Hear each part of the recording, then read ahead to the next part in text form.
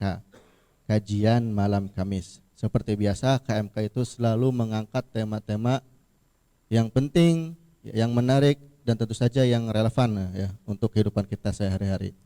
Baik, untuk kesempatan kali ini kita akan membahas tema yang cukup menarik ya, gharar dalam transaksi modern. Nah, apa itu gharar? Bagaimana contohnya dan lain-lain, insya Allah nanti kita akan bahas.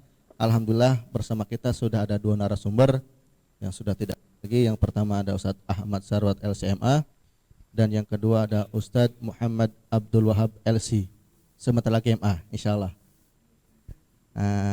Kebetulan nih ya, mari sama-sama langsung saja kita sapa mereka berdua ya. Assalamualaikum Ustadz, bagaimana kabarnya nih? Alhamdulillah bikhair. Alhamdulillah bikhair. Ustadz Abdul Wahab bagaimana? Alhamdulillah. Alhamdulillah bikhair. Nah, para jemaah sekalian, kebetulan ya narsum kita ini Ustadz Muhammad Abdul Wahab, itu istrinya sedang bulannya ya, melahirkan insya Allah beberapa hari lagi ya. Alhamdulillahirabbil alamin. Saya minta semuanya kita untuk mendoakan mudah-mudahan ya kelahirannya lancar, tidak ada masalah apa-apa. Ala hadiniya wa ala kulli niyatin shalihah. Al-Fatihah. A'udzubillahi minasyaitonirrajim. Bismillahirrahmanirrahim. Alhamdulillahirabbil alamin arrahmanir rahim maliki yaumiddin. Iyyaka na'budu wa iyyaka nasta'in ihdinas siratal mustaqim siratal ladzina an'amta 'alaihim ghairil maghdubi 'alaihim waladdallin. Amin ya.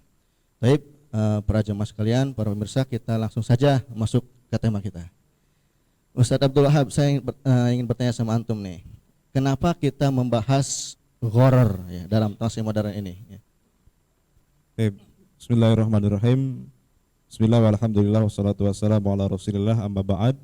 Para pemirsa Share Channel TV dimanapun Anda berada, para pemirsa yang menonton live streaming di Facebook, fanpage Rumah Fikih dan Share Channel, kemudian jamaah yang ada di studio yang dirahmati Allah.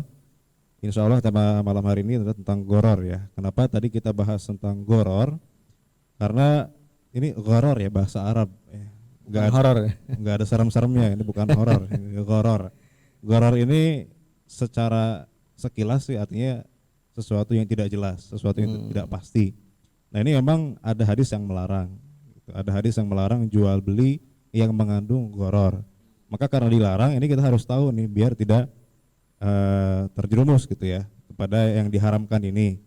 Nah, gharar ini apalagi sekarang kalau kita bicara transaksi zaman now gitu ya, kalau dibanding dengan zaman dulu itu kan banyak perbedaannya gitu ya.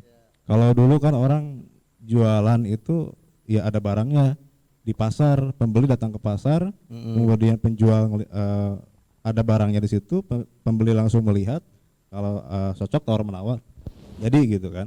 Jelas ya. Jelas, uangnya pun jelas pakai uang kertas, pakai dinar, dirham gitu kan. Iya. Bisa tawar menawar. Barangnya bisa milih langsung. Bisa milih gitu. Oke. Kan. Nah, itu jelas gitu kan, simpel dan sederhana sekali. Zaman dulu itu ya seperti itu. Dan yang dijual pun ya itu aja gitu kan, yang dijual ya pakaian, makanan dan sebagainya gitu. Nah, tapi kalau kita bicara transaksi zaman sekarang ini memang dengan adanya industri 4.0 gitu ya, yang namanya sekarang industri zaman yang online itu gitu kan. Nah, ini kan semakin kompleks transaksi jual belinya, didukung dengan teknologi internet, semua serba online. Nah, di sini kemudian banyak orang yang kemudian apalagi yang gagap teknologi, nah itu bisa mudah untuk tertipu gitu ya dalam jual beli online ini, sehingga potensi gharar di sini menjadi lebih besar. Di mana ketika jual beli pun orang ini nggak ketemu, kan? Orang penjual dan pembeli pun nggak tahu di mana gitu kan. Penjualnya bisa di ujung timur Indonesia, pembelinya di ujung barat Indonesia. Dan barang pun bisa nyampe tapi di rumah gitu kan. Anehnya begitu ya. Tiba-tiba jualnya di mana, barangnya nggak kelihatan. Ya, istri saya kemarin beli pot kecil itu ternyata dari Cina. Itu 2 hari nyampe gitu. Bisa. Nah, itu kan berarti dengan canggihnya teknologi seperti itu memudahkan sebetulnya dan kita dapat manfaat. Cuma memang kalau kita di situ ada potensi. Di situ ada potensi sebetulnya, ada potensi. Belum tentu ada, cuma ada potensi yang lebih besar di situ. Belum tentu ada, belum tentu terjadi, tapi memang potensinya lebih besar. Oke. Gitu. Dibanding dengan jual beli yang sederhana zaman dulu gitu. Nah, itu ya. Kalau kita lihat memang pertama tadi jual beli online gitu kan. Ada dimana orang nggak ketemu, ada iya. potensinya. Yang kedua kalau kita lihat lama 10 ya, nah itu bukan hanya dengan orang, tapi kita juga jual beli dengan mesin. Kita beli minuman di halte busway itu nggak lagi dengan orang lagi, tapi mesin gitu kan. Iya. Nah kalau dulu para ulama bilang syaratnya harus ijab qabul, kalau jual beli, nah ini dengan mesin gimana ijab qabulnya kan gitu ya. Nah kalau mesin mengucapkan qabul ya kita lari gitu kan. Nah tapi ya inilah realitas zaman sekarang. Mungkin ulama zaman dulu ketika berfatwa bahwa ijab qabul itu wajib, mungkin tidak terbayang gitu kan. Ya, belum orang bisa jual beli dengan mesin gitu kan. Berarti sekarang realitasnya berbeda. Dan lagi kalau kita bicara goror, ya ini juga potensinya lebih besar karena kan mesin bisa di error, bisa jadi segala macam gitu kan dan Ya, sebagainya. banyak kemungkinan. Ada keterbatasan yang tidak yang dimiliki gitu ya. Kemudian bukan hanya jual beli dengan mesin, barangnya pun yang diperjualbelikan itu semakin variatif, semakin banyak dan aneh-aneh gitu kan. Kalau dulu kan yang dibeli yang dijual beras, pakaian, rempah-rempah, perkakas dan sebagainya. Sekarang yang dijual apa? Data internet, pulsa, aplikasi komputer, aplikasi Android, lisensi usaha, membership, ya, jaminan asuransi, saham, valuta asing dan sebagainya. Itu semuanya barang-barang yang tidak berwujud, abstrak gitu kan. Dan tidak bisa diukur pakai kiloan kan gitu ya. Kalau dulu beras bisa diukur pakai timbangan kan, bisa kilo dan sebagainya. Ini barangnya pun abstrak sehingga ini potensi adanya goror semakin besar. Bukan hanya barang ya abstrak, tapi alat tukarnya pun abstrak. Karena sekarang alat bayarnya menggunakan namanya e-money kan, uang elektronik di mana tidak ada fisiknya, hanya berupa angka digital yang tersimpan dalam chip atau di server base gitu ya.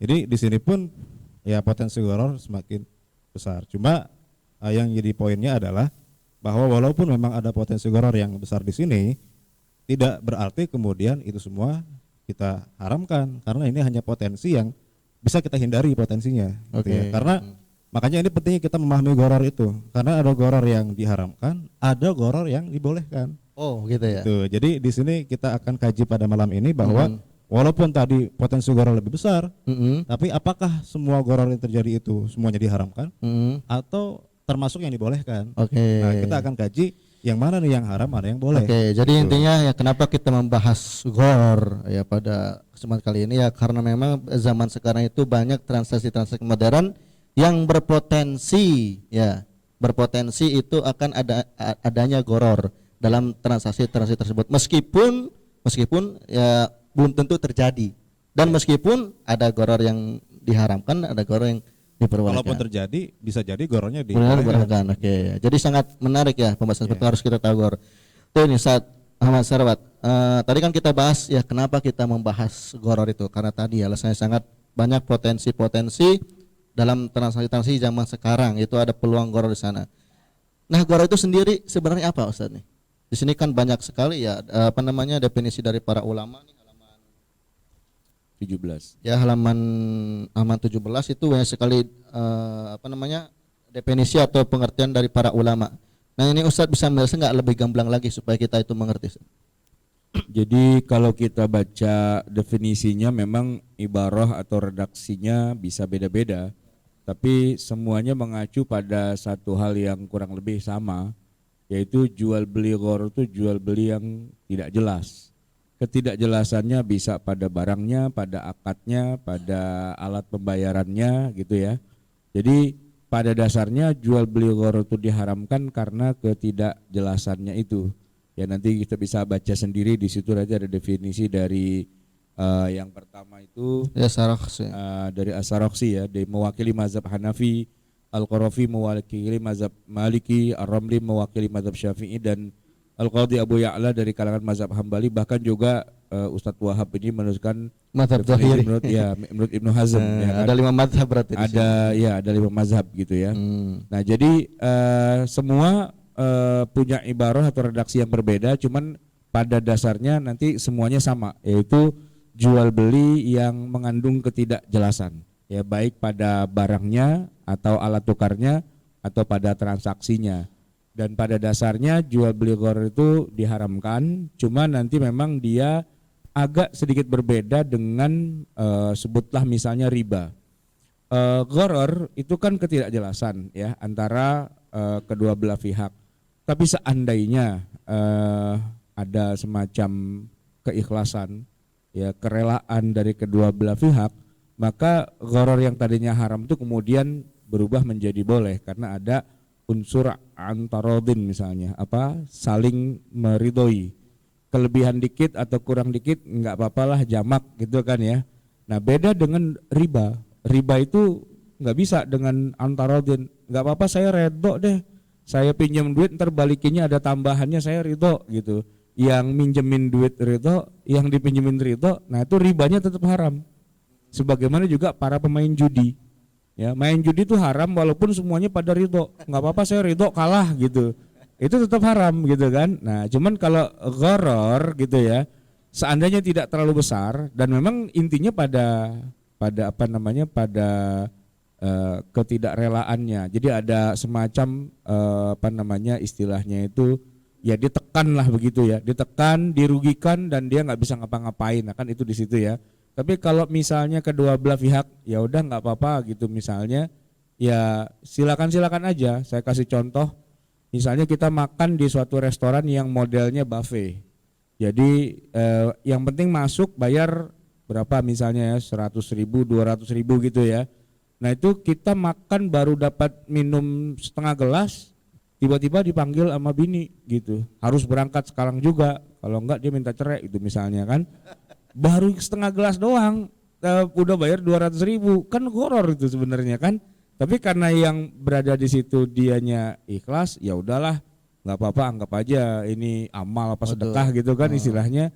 Ya dia nggak mengambil haknya. Nah, apakah jual beli seperti ini yang horor seperti ini jadi haram?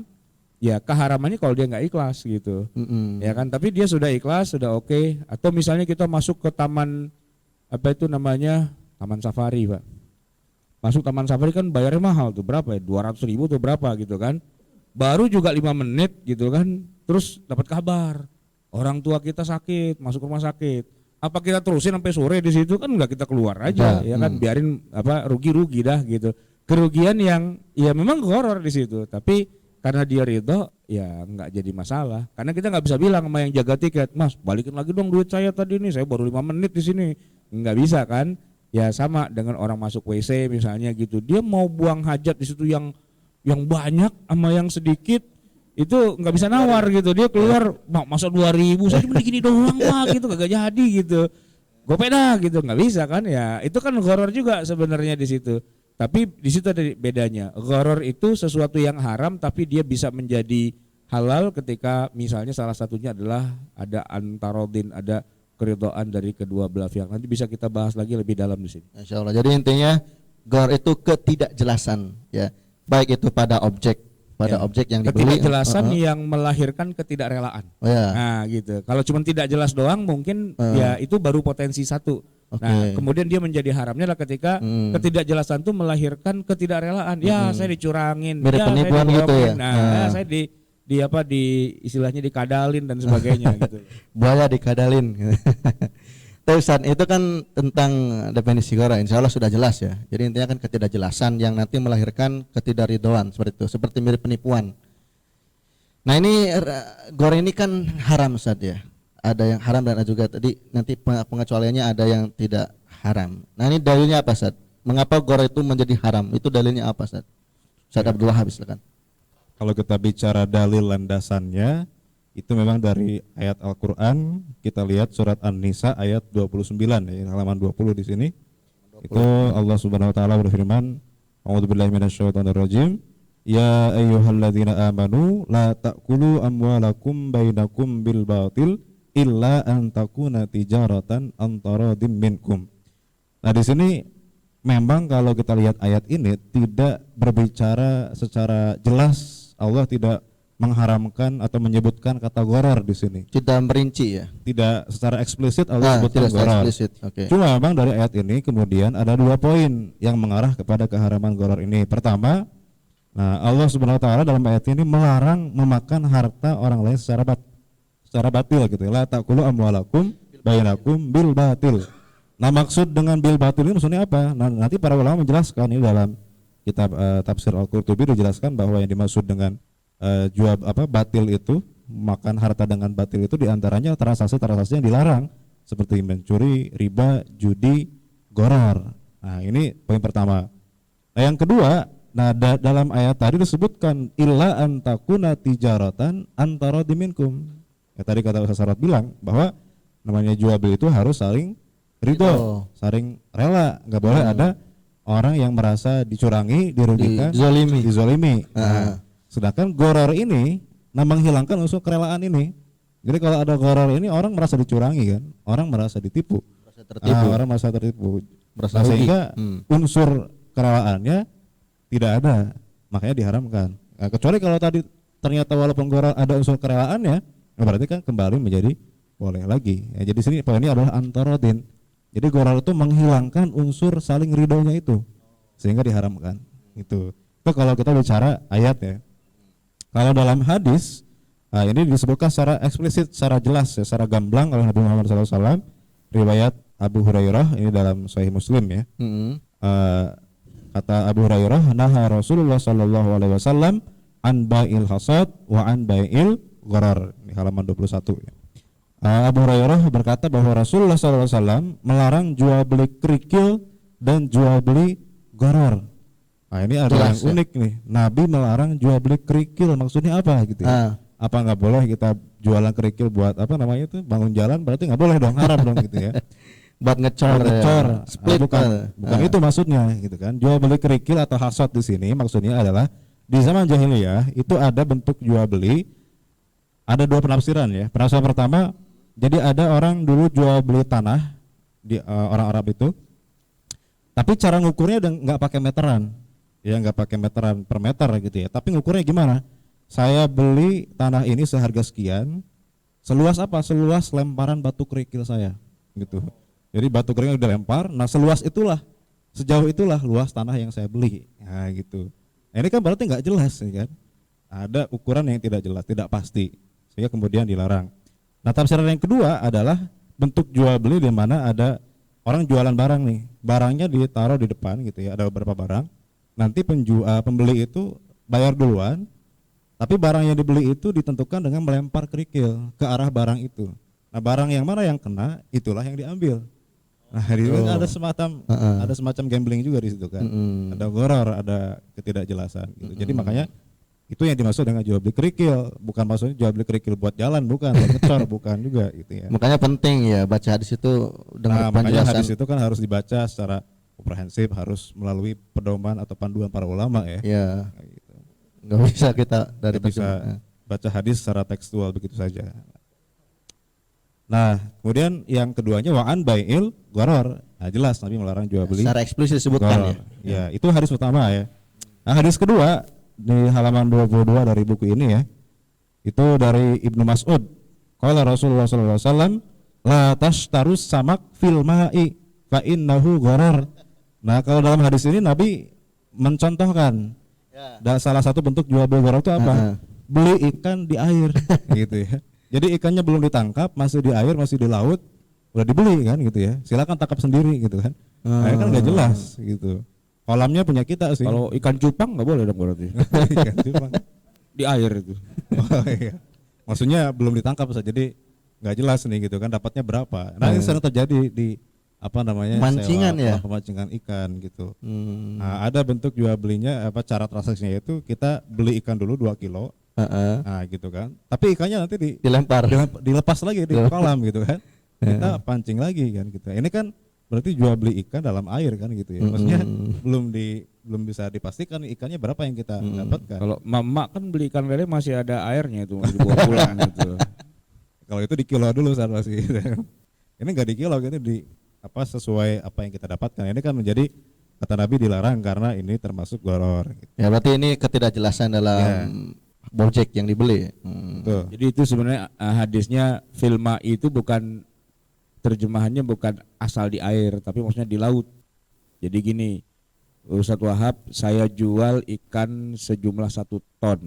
Nah, ikannya di laut cari sendiri aja gitu. Nah itu, yang ikannya juga masih di laut, gimana bisa dibilang dijual? Jadi kan nggak bisa dipegang, nggak bisa diserahkan, kan ikannya masih jalan atau intinya nggak nggak jelas jelas. gitu. Tapi bukan di dalam ikan, di dalam plastik ya kan, ikan cupang kan di plastik tuh. Di dalam air. Zaman dulu kan dalam air juga, bukan itu maksudnya. Kalau itu kan udah ketahuan. Ya.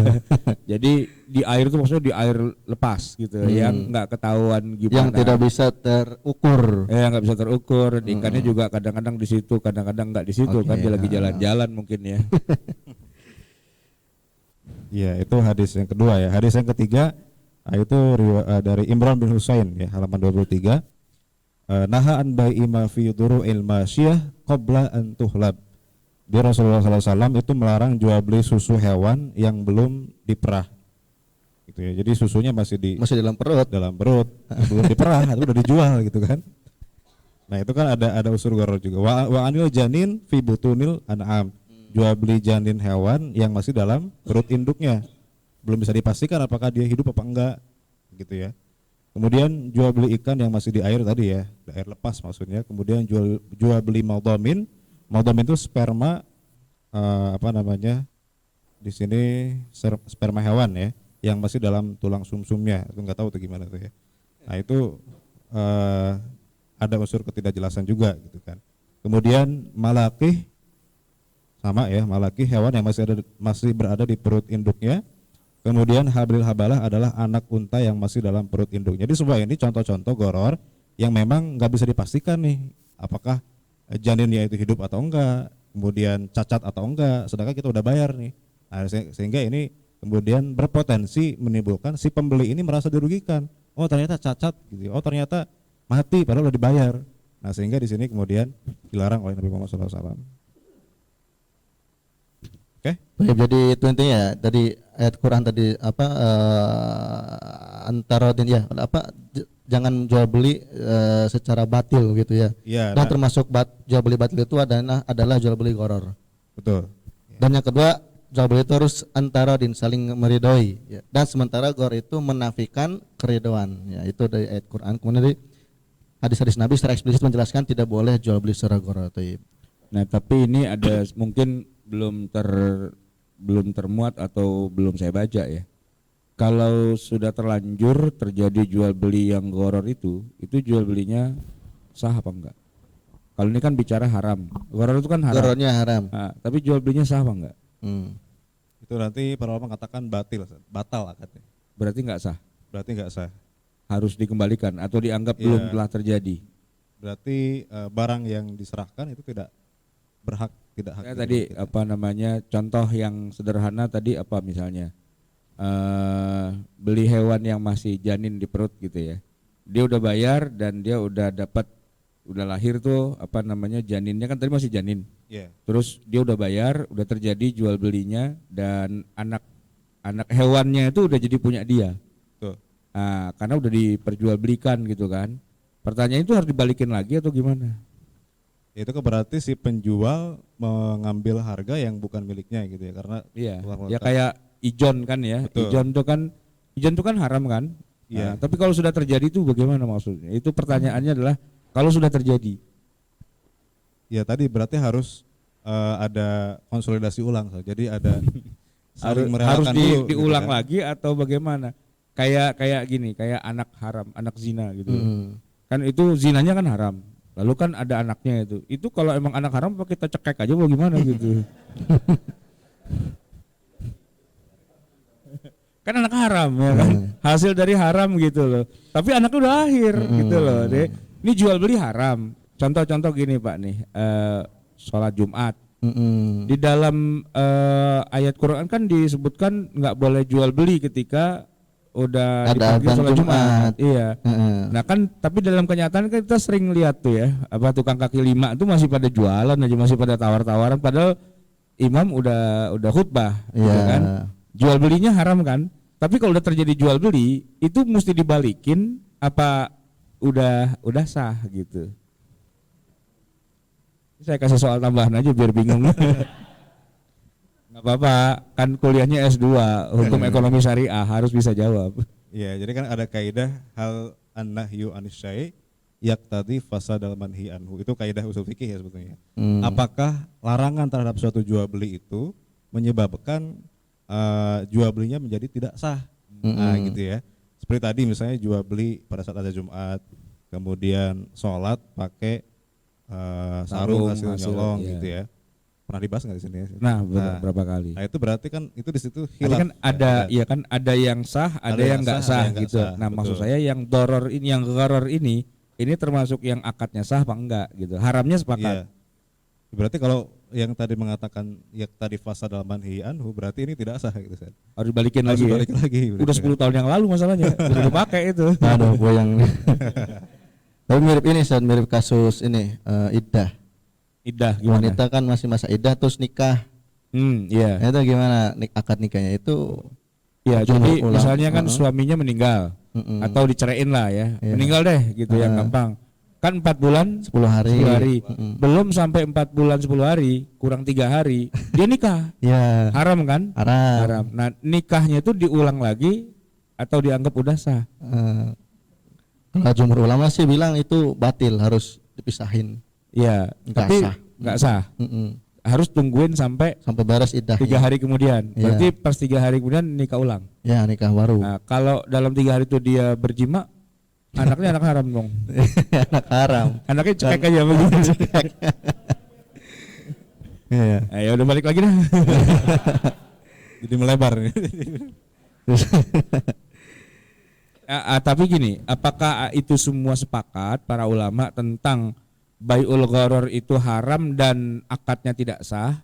Ataukah ada khilafiyah bahwa bai'ul gharar itu haram tapi akadnya ada yang sah, ada yang tidak gitu. Kira-kira gimana?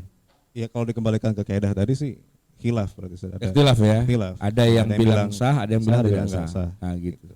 Oke. Nah, Ustaz, tadi kan kita sudah bicara tentang definisi dan dalil ya. Nah, sekarang saya ingin langsung ke contoh nih, Ustaz. Bentuk-bentuk gharar. Tadi Ustaz Sarwat sudah menyinggung ya.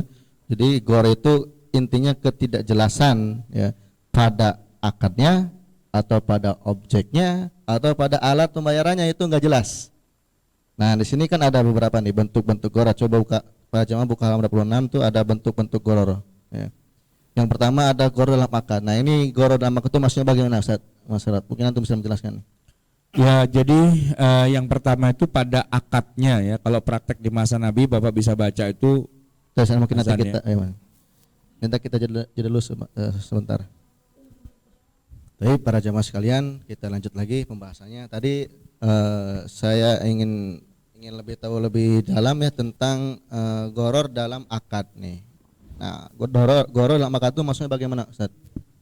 Iya, jadi akad yang tidak jelas itu adalah salah satu bentuk contoh gharar. Ya, selain juga nanti ada barangnya tidak jelas, kemudian uang pembayarannya tidak jelas. Nah, kita sekarang awali dulu dengan akad yang tidak jelas. Jadi ini akadnya jual beli, apa pinjem, apa istilahnya dititipkan, apa segala macam, itu antara kedua belah pihak tidak terjadi kesepakatan. Makanya itu tidak jelas, itu disebut dengan gharar. Kalau Ustadz Wahab di sini ngasih contoh misalnya di halaman 27 ya. Contoh lain yang sering terjadi adalah akad pemindahan antara harta suami antara suami istri. Ketika suami membeli mobil baru, dia berkata pada istrinya, sayang, pakai sayang, ini mobil barunya kamu pakai aja ya. Kalimat ini mengandung pasal karet, tidak jelas apakah maksudnya sekedar meminjamkan atau dihibahkan, diberikan. Nah, itu kan biasanya baru ketahuan ini gharar apa enggaknya ketika meninggal. Jadi ini punya siapa rumah ini? Jadi masalah. Tanah ini punya siapa? Ya, harta bersama antara suami dan istri itu kalau tidak ada kepastian siapa pemiliknya, apakah dimiliki bersamakah? Kalau memiliki bersama itu berapa persen kepemilikan masing-masingnya? Nah, itu semua adalah akad yang sebenarnya masih gharar itu, yang menimbulkan potensi konflik ketika bagi waris. Karena nanti keluarga suami bilang, oh itu punya suami. Keluarga istri bilang, enggak itu punya istri. Udah gitu dikasih. Kan? Nah, udah dikasih. Padahal di antara keduanya memang tidak jelas juga. Seandainya suaminya yang meninggal nih ya, kita suruh bangun lagi, hidup lagi, kita lihat, ini jadi punya siapa? Gua juga kagak ngerti punya siapa gitu kan. Nah, itu gharar itu sebenarnya. Maka oleh karena itu antara suami dan istri harusnya jelas gitu. Ini punya siapa? Punya suami apa punya istri atau punya bersama? Kalau punya bersama itu masing-masing potensinya kepemilikannya itu berapa dan seterusnya, ya itu harus jelas. Sama juga dengan kasus orang tua pada anak. Jadi gini, banyak ini. orang tua pada anak tuh ya, biasanya kan kalau anak-anaknya udah pada nikah nih, orang tua punya harta udah mulai di apa istilahnya dijurus-jurusin. Ntar kalau gua nggak ada, lo itu gitu kan, udah mulai dikasih istilahnya bekal buat nanti kalau udah orang tuanya udah nggak ada. Anak pertama nikah, terus bapaknya bilang, kamu pakai aja rumah ayah yang di Pondok Indah gitu kan, ya pakailah rumah di Pondok Indah. Begitu anak kedua nikah, kamu pakai yang di BSD, kamu pakai anak ketiga kamu pakai yang di mana lagi gitu kan. Nah akadnya itu apa bisa jadi nggak jelas.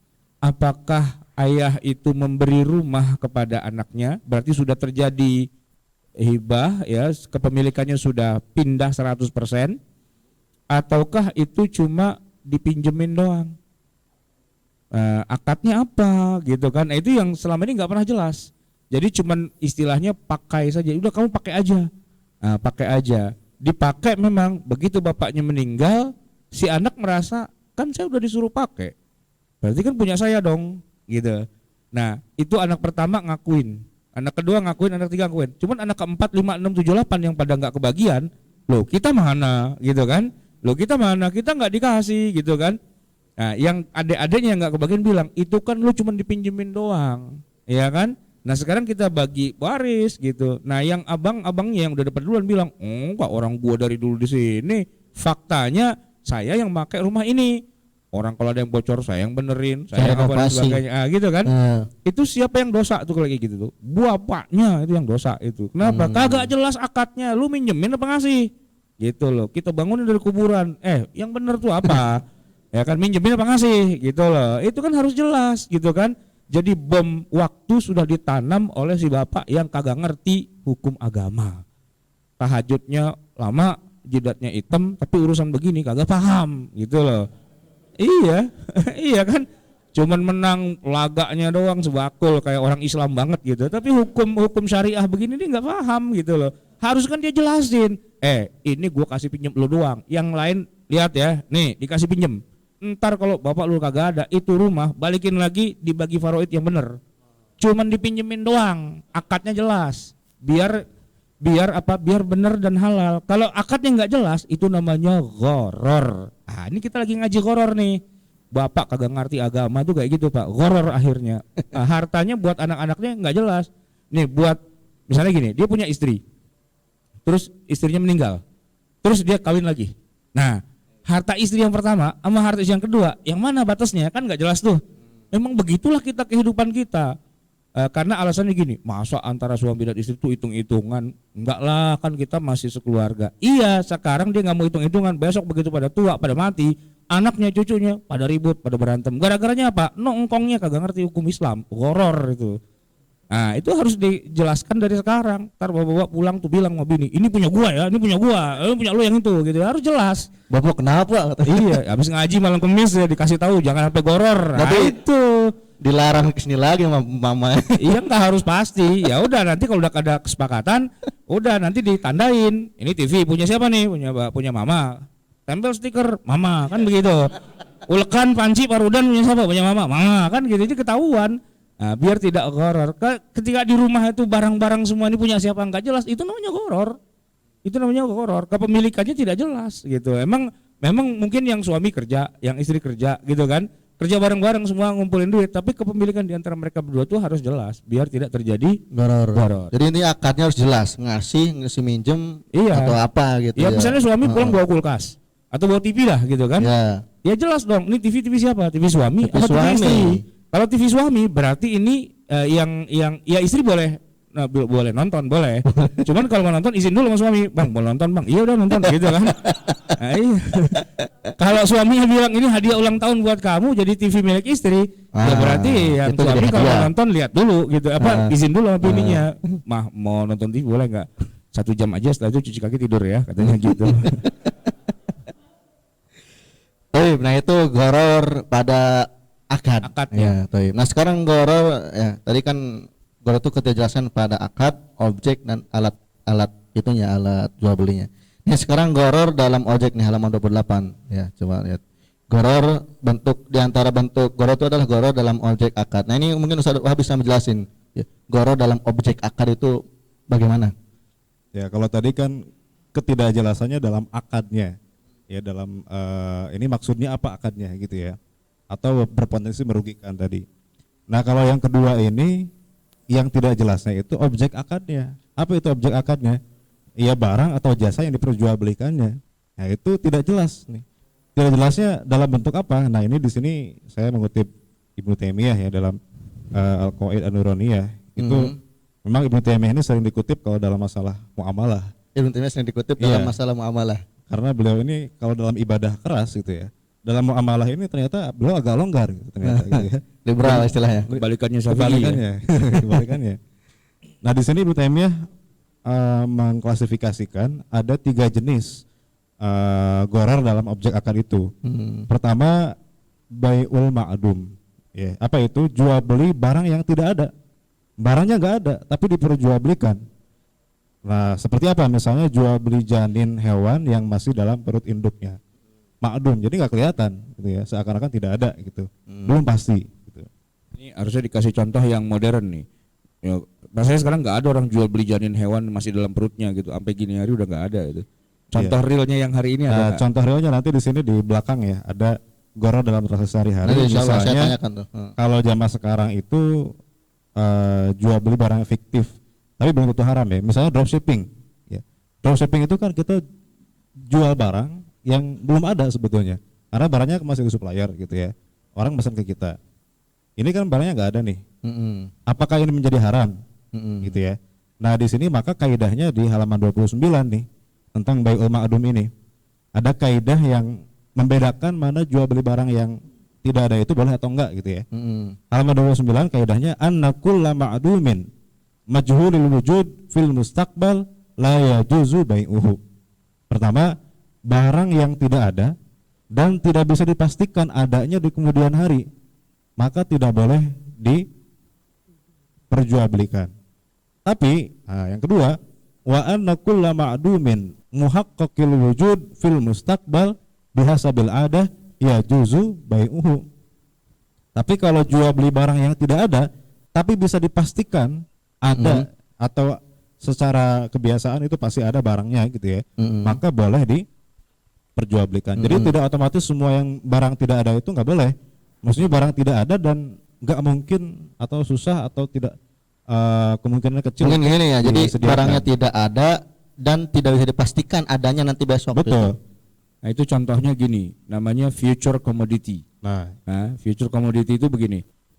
Insya Allah rencananya kalau jadi 5 tahun lagi kita akan nanam kopi 10 hektar dan kemungkinannya nanti dari panennya itu akan dapat sekian.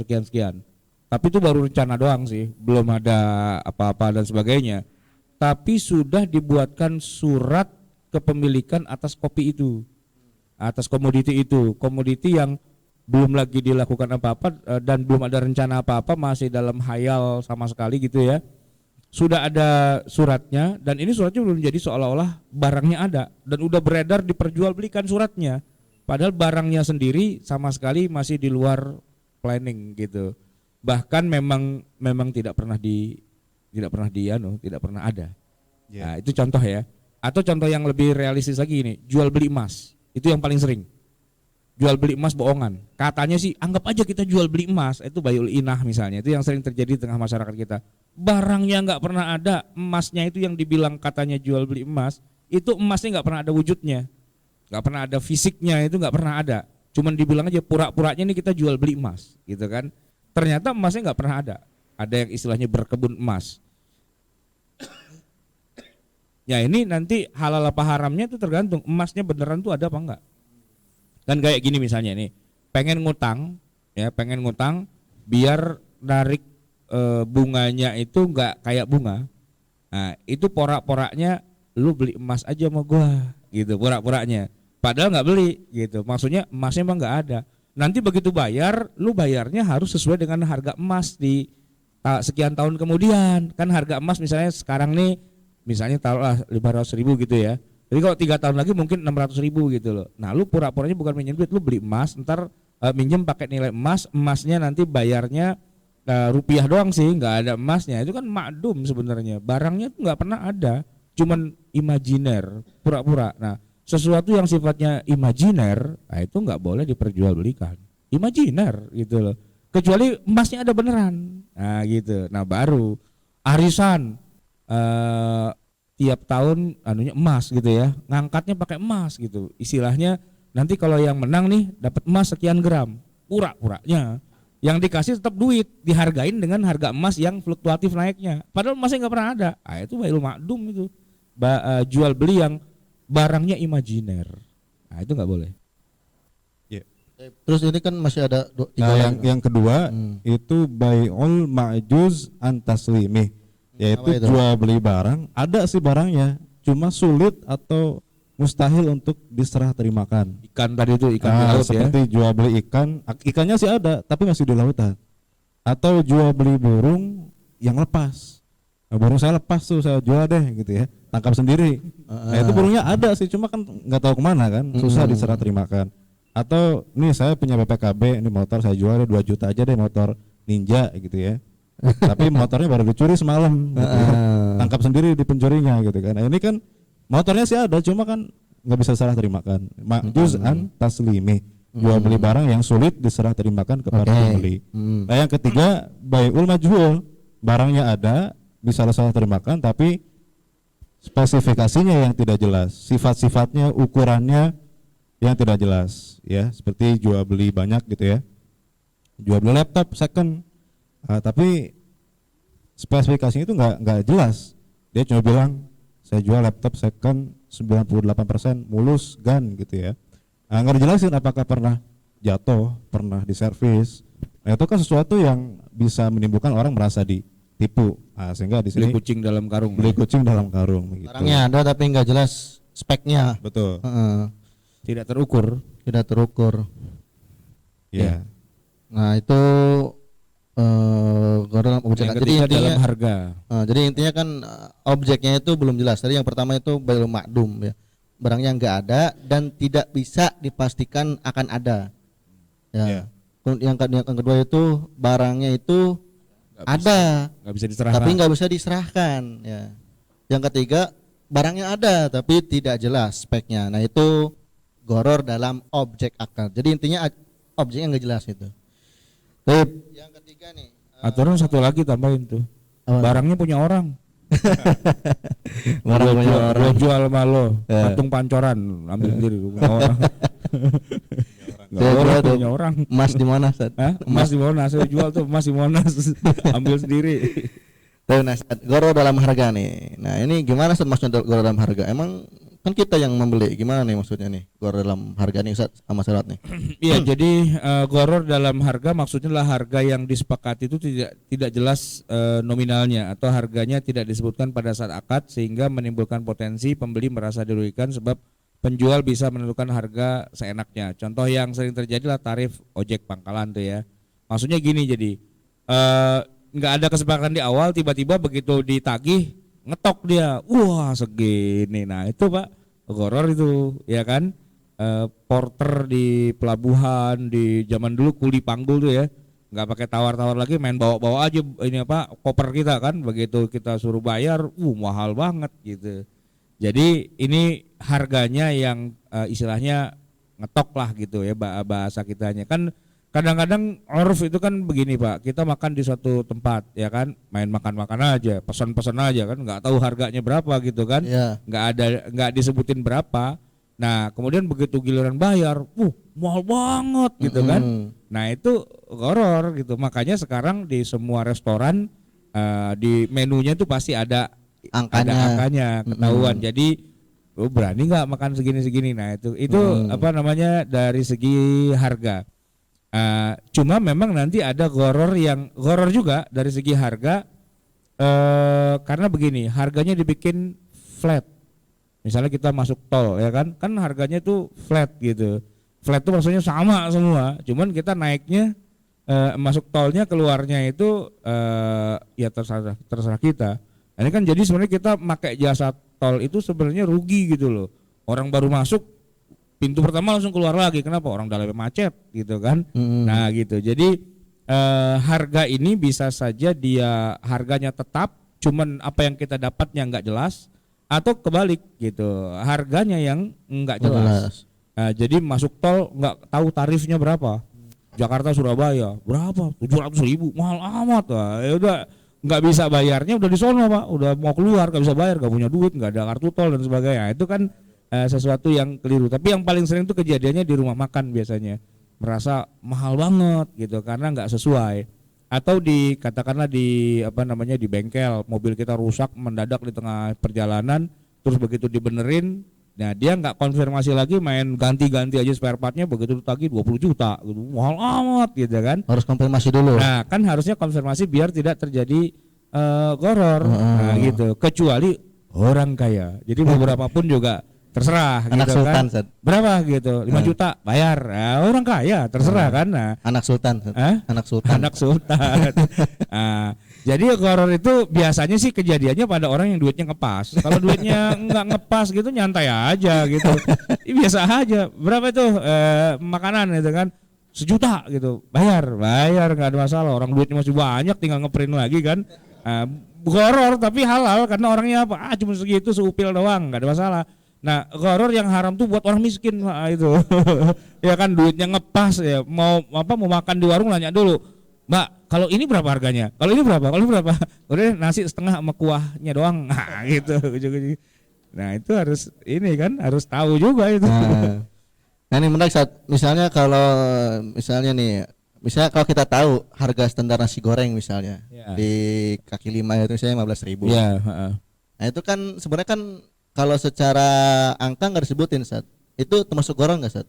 Ya kalau Kan nggak mestinya kan kita tahu secara umum tuh harganya 15.000, tapi kadang di beberapa tempat tuh beda, ada yang 25.000. Bisa. Nah itu termasuk goror nggak, Sat, kayak gitu? Iya, itu sebenarnya termasuk goror, cuman goror yang halal. Kalau fluktuasinya cuma antara 15 dengan 20. Tapi kalau kita beli nasi goreng 2 bungkus berapa? 300.000. 20.000. Wah, itu goror banget gitu kan. Cuman ini yang 15.000, ini yang 20. Cuman yang 20 rasanya enak, gitu kan. Mantap lah gitu kan. Nggak apa-apa 25 juga nggak apa-apa karena emang enak. Orang nyari kualitas kan. Kalau dalam masalah makanan nggak nyari jumlah. Tapi itu biasanya yang seumuran saya. Kalau seumuran ente masih cari pokoknya murah gitu kan. Kalau udah seumuran saya udah mulai milih gitu. Kagak enak, banyak milihnya. Tapi kalau yang masih muda-muda, yang penting banyak dan murah kan gitu ya. Anak mahasiswa itu kan yang penting banyak dan murah. Rasa nggak penting, iya. Biar kata itu ikan udah 3 minggu diangetin lagi gitu, nggak apa-apa. Ditarik tuh, digigit kayak sendal jepit ngelawan dia. Jangan buat kartu, Sat. Jangan buat kartu. Nah itu goror dalam harga ya. Jadi intinya ini harganya berapa belum jelas begitu. Tapi ada yang keempat ternyata goror dalam waktu serah terima ya. Nah ini apa nih Ustadz Wahab nih, bisa jelasin nggak, Ustadz? Ya kalau ini biasanya terjadi pada jual beli yang tidak tunai. Jadi barangnya dan uangnya itu tidak terjadi serah terima secara kontan. Nah maka di sini waktu penyelesaian transaksinya itu harus jelas, tidak boleh ada informasi yang disembunyikan lah istilahnya itu ya. Karena nanti ada pihak yang merasa dirugikan gitu ya. Nah ini misalnya kalau di zaman Nabi ya, kalau di zaman Nabi itu unik nih, ada jual beli namanya habalul habalah. Jadi jual beli barang, tapi uangnya diserahkan ketika unta itu beranak dan anaknya lagi beranak lagi, baru dibayar gitu ya.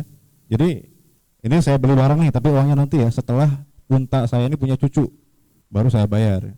Nah ini kan berarti penyerahan harganya itu tidak jelas gitu, sehingga ini kemudian termasuk jual beli goror.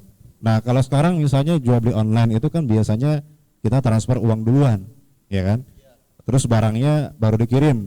Nah ini harus jelas nih dikirimnya kapan, gitu ya, apakah sehari atau 2 hari kerja, atau jangan istilahnya di PHP-in gitu ya, digantung gitu kan. Kadang saya pernah jual beli online itu ya sama penjualnya digantung gitu kan.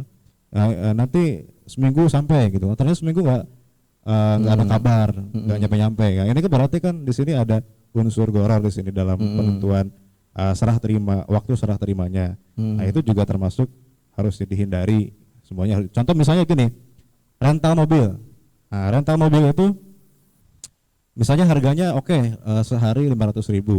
Tapi masalahnya definisi sehari ini beda antara tukang rental dengan si penyewanya ini. Kalau dalam pengertian si penyewa sehari itu 24 jam. Iya. Tapi kalau yang rental maksudnya sehari itu 12 jam. Nah, ini nggak ketemu nih gitu ya. Oke. Jadi kan nanti ketika ini hitungnya 2 hari kan gitu ya. Jadi di sini ada ketidakjelasan dalam serah terima. Sehingga di sini harus jelas waktu gitu ya. Jadi ada unsur akad, kemudian objek akad, harga dan waktu. Jadi Itu 4 yang ya. empat, harus Tidak semua. jelas dalam akad, tidak jelas dalam objek, tidak jelas dalam harga, dan tidak jelas dalam waktu. Kalau orang pergi haji nunggunya berapa tahun itu termasuk horor berarti ya. Gimana? Itu udah jual beli atau belum berarti gitu ya. Kalau baru janji ya nggak masalah berarti. Sudah bayar. Itu bayarnya nitip doang atau Iya. udah jual beli? Gitu. Kalau jual beli tidak boleh. Kalau jual beli tidak boleh. Jadi gini, saya mau pergi haji, Anda bisa buat saya jadi berangkat haji kan? Bayar sekarang, deal gitu berapa gitu kan? Saya berangkatnya kapan? Ya kapan-kapan lah gitu. Nah itu kan nggak boleh, itu kan? Nggak jelas. Nggak jelas. Sehingga akadnya haji itu nanti harus dipastikan juga itu jual beli atau bukan, atau baru sekedar MOU, tahu sama tahu. Orang kalau pergi haji tuh bayar 25 juta dulu kan ya? 25 juta 500 itu udah pembayaran atau belum? Udah sah belum pembayarannya? Sudah kursi. Mesan Kuota, kursi, kan? Berarti ya. sudah jual beli dong terjadi. Terus berangkatnya nggak pasti. Pasti kapan? Pasti lama. 17 tahun. Sudah dipastikan 17 tahun. Tapi nggak mungkin mundur, ada kemungkinan maju ya. Karena kalau banyak yang misalnya meninggal atau apa gitu jadi lebih maju gitu ya. Berarti bisa dipastikan waktunya saja. Iya walaupun 17 tahun. Berarti anak saya baru lahir sekarang, saya 17 tahun lagi dia baru berangkat haji. Emang nggak bisa haji itu dibikin tiap bulan gitu ada haji gitu kan? Tapi benar saat itu tadi ya, jadi goror, bentuk-bentuk goror ya, baik dalam akad, dalam harga, dalam objek ataupun dalam waktu ya. Insya Allah itu jelas. Tapi nah, kita beralih ke halaman 34 nih saat nih. Ya. Tidak semua goror itu haram. Ya, tadi sempat sedikit dibahas oleh Sarwat ya beberapa itu, tapi belum dipetakan nih saat. Saya ingin antum itu lebih memetakan. Ya. Jadi goror yang tidak haram itu apa saja nih ternyata. Antum saat. Ya, supaya menjelaskan. Jadi gini, pertama yang istilahnya nilainya itu enggak terlalu jauh lah. Jadi kita kan kalau misalnya tadi contohnya nasi goreng ya. Nasi goreng itu antara 15 dan 20 ribu. Masih dekat lah di sekitaran situ. Nah itu ya nggak bisa dibilang goror karena nilainya kecil. Selisihnya enggak terlalu jauh berbeda gitu ya. Nah yang diharamkan itu adalah yang nilainya jauh berbeda dan kemudian orangnya merasa dirugikan atau jadi bohongin lah gitu ya. Ibnu Qayyim ini dibuatkan kutipannya di sini, falaisa kullu ghararin sababan litahrim. Wal gharar idza kana yasiran aw la yumkin al-ihtiraz minhu lam yakun mani'an min sihatil aqdi. Bi khilaf al-gharar al-katsir alladhi yumkin al-ihtiraz minhu wa huwa al-madhkuru fil anwa' allati naha anha Rasulullah sallallahu alaihi wasallam wa ma kana musawiyan laha la farqa bainahu wa bainahu fa hadza huwa al-mani' min sihatil aqdi. Jadi kan kita kalau makan di warung nih Pak ya, nasi itu kadang-kadang bebas, boleh ambil sendiri gitu kan.